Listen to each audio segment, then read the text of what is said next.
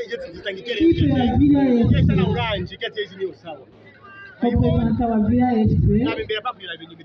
mutole envelope yanyu deuxième place.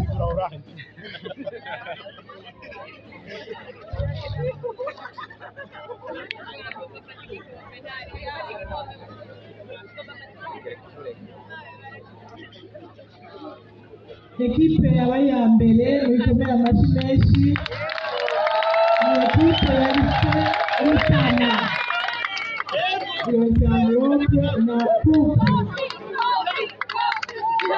ikomera amashyi cyane ekipe yabaye ya mbere.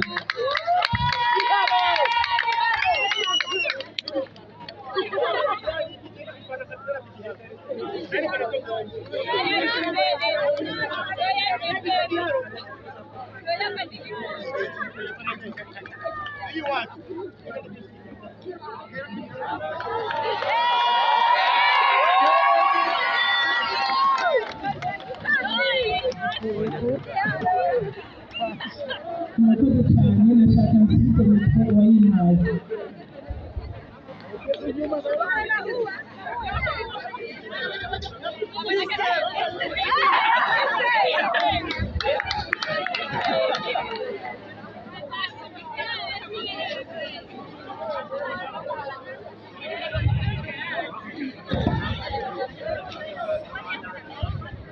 Nyakubahwa umushingamateka wateye intambwe ya Rutana, banyakubahwa mwese muri hano, umwe wese icyo Imana yamuhaye, nagomba ndabashimire cyane akigoro mwagize mukatwakira mu ntambwe ya Rutana.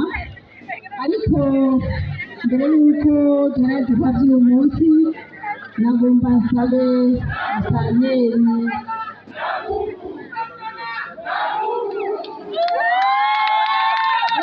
Kayongo ashyize hano adushyire mu maboko y'Imana.